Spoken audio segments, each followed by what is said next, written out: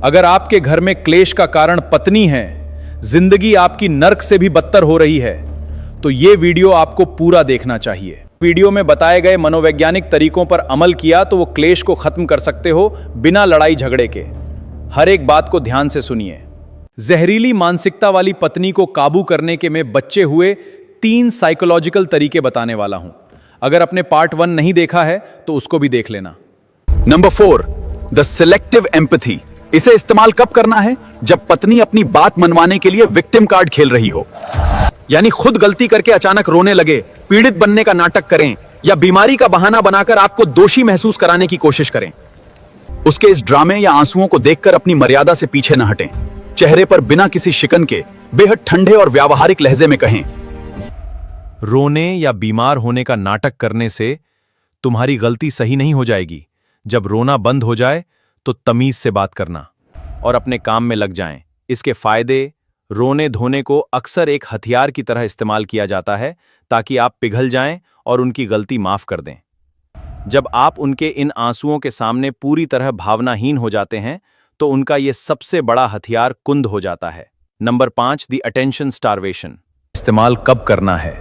जब पत्नी की आदत बन चुकी हो कि वो घर की हर छोटी बड़ी बात पर मुंह फुलाकर बैठ जाती हो, बिना वजह हफ्तों बात नहीं करती, साइलेंट ट्रीटमेंट देती हैं ताकि आप थक हार कर पत्नी को मनाने और गिड़गिड़ाने उसके सामने आएं। ऐसी पत्नी को मनाना और उसके नखरे उठाना 100% बंद कर दें। जब वो मुंह फुलाएं तो आप ऐसा व्यवहार करें जैसे आपको कोई फर्क ही नहीं पड़ा।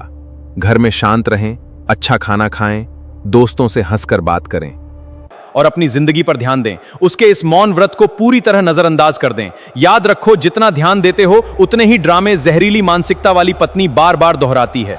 इसके फायदे, बात न करने वाले इंसान की सबसे बड़ी ताकत यह होती है कि सामने वाला परेशान हो।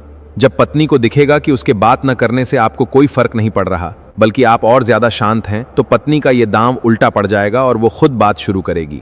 नंबर 6, जब पत्नी आपको मानसिक रूप से प्रताड़ित करने के लिए घर के काम बंद कर दें, खाना न बनाएं या आपकी चीजों को नुकसान पहुंचाना शुरू कर दें, तो उस समय अपनी निर्भरता पत्नी के ऊपर से 100% खत्म कर दीजिए। अगर वो खाना नहीं बना रही हैं, बिना एक शब्द बोले खाना बाहर से मंगवा लें या खुद बना लें। अपने कपड़े खुद मैनेज करें। उसके इस असहयोग आंदोलन पर एक शिकन भी मत लाएं।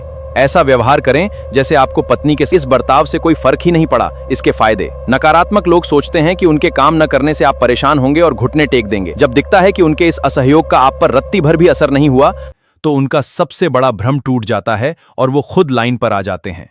भाई, इन 6 तरीकों का असली मकसद अपनी पत्नी को तकलीफ पहुंचाना है या घर तोड़ना बिल्कुल नहीं है। इसका मकसद सिर्फ इतना है कि सामने वाले इंसान को यह समझ आ जाए कि आपकी शराफत आपकी कमजोरी नहीं है। अगर इन 6 तरीकों को आजमाने के बाद सामने वाले के व्यवहार में बदलाव आता है तो अपने रिश्ते को एक नया मौका जरूर दें। वीडियो को शेयर करना न भूलें।